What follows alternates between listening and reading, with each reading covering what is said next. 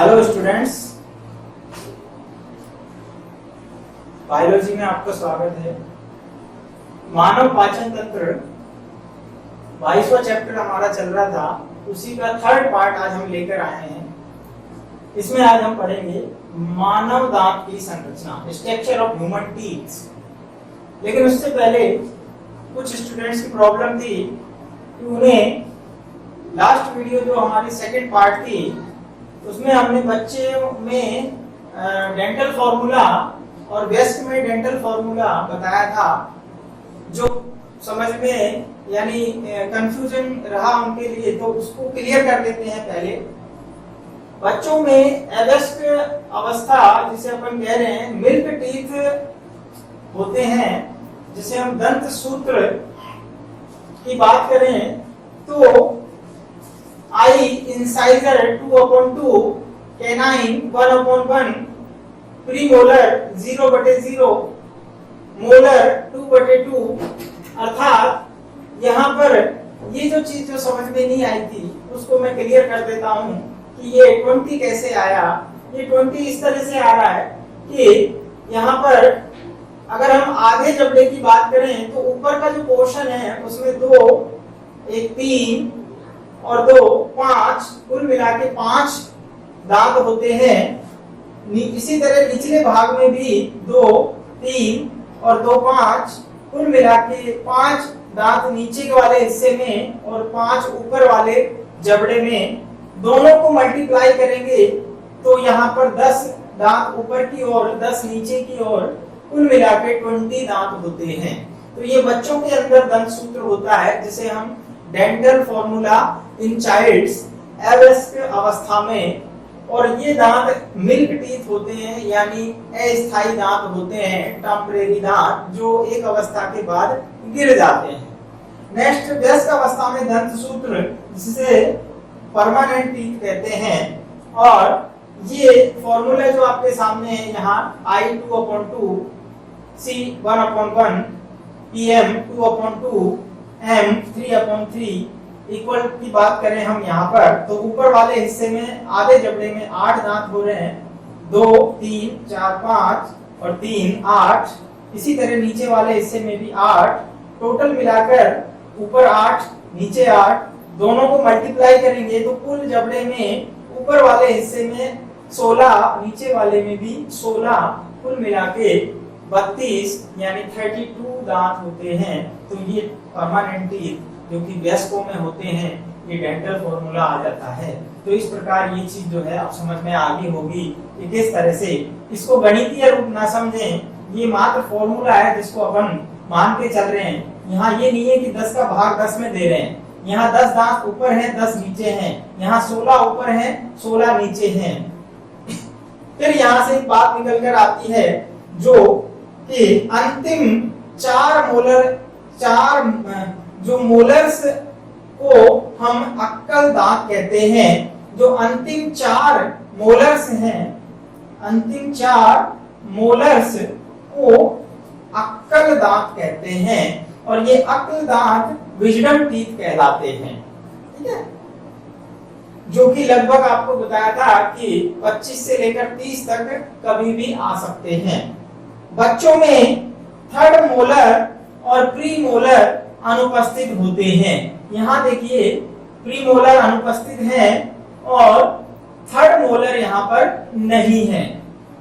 इसी तरह नेक्स्ट चीज यहाँ पर आती है कि क्योंकि ये एक बार दंती होते हैं, थर्ड मोलर टीथ और प्रीमोलर्स जो हैं वो अनुपस्थित होते हैं बच्चों में, क्योंकि वो एक बार दंती होते हैं, अर्थात वो जीवन में एक बार ही आते हैं।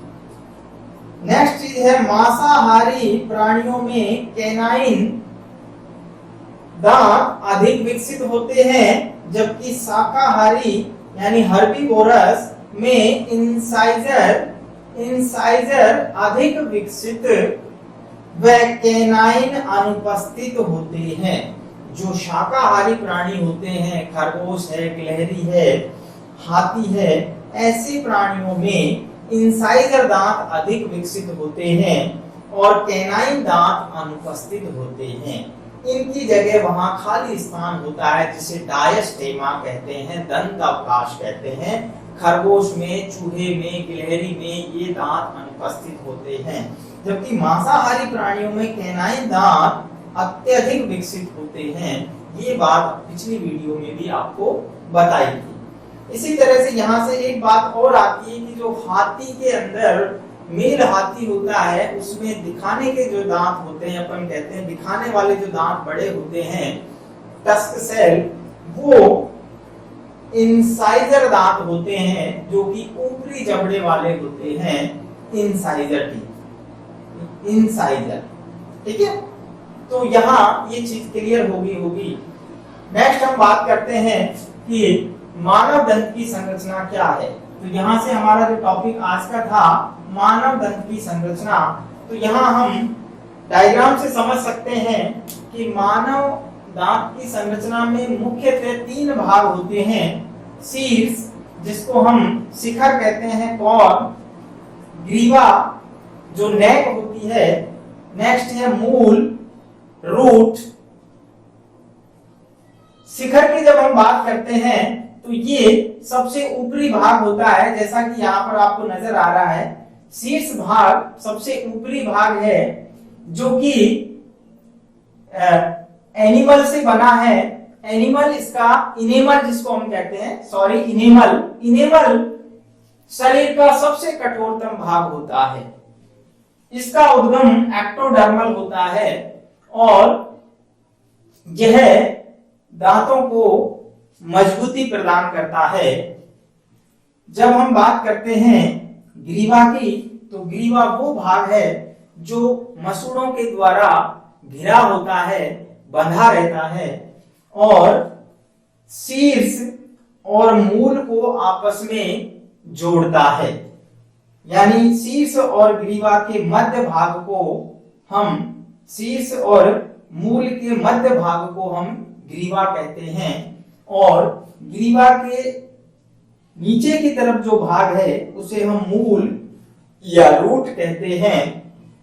और रूट में आप देख सकते हैं ये अस्थियों के अंदर धंसा होता है और यहाँ पर दांत के बाहरी हिस्से में सीमेंट, जो कि ओडोग्लांट सेल के द्वारा स्रावित होता है। ओडोग्लांट सेल जो होती हैं, जिनको हम यानी जिनके द्वारा ये सीमेंट का स्राव होता है और यही दांतों के निर्माण में महत्वपूर्ण भूमिका निभाता है। आंतरिक भाग जो है, मूल के अंदर का जो भाग है, उसमें पल्प केविटी, जिसे मज्जा गुहा कहते हैं, ये होती है। और मज्जा गुहा में जो है तंत्रिकाएं होती हैं, ब्लड वेसल्स होती हैं, जहां से ब्लड सप्लाई होता है। ये देखिए, ये यहां से तंत्रिकाएं, और ये तंत्रिकाएं यहां से ब्रेन के अंदर जाती हैं और जो है सूचनाओं का संचार करती हैं। और यहाँ जो ब्लड सेल्स हैं वो लगातार यहाँ ब्लड की सप्लाई, डेंटिन जो भाग है, डेंटिन को सप्लाई करती हैं। और ये जो है दांत का लाइव पार्ट कहलाता है, जबकि इनेमल जो है वो निर्जीव भाग होता है, जहां पर कोई ब्लड सप्लाई नहीं होती है। इसीलिए ये जो हमारा जीवित भाग है, इसमें यदि संक्रमण हो जाता है तो दांत को जो है यानी ट्रीटमेंट करना पड़ता है। इसीलिए जो दांत है उसकी सुरक्षा और हाइजीनिंग बहुत जरूरी होता है। इस प्रकार हम कह सकते हैं कि जो मानव दांत है उसमें 3 भाग होते हैं, शीर्ष, ग्रीवा और मूल।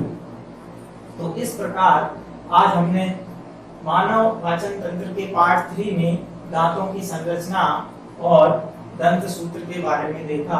नेक्स्ट वीडियो में अगला टॉपिक लेंगे।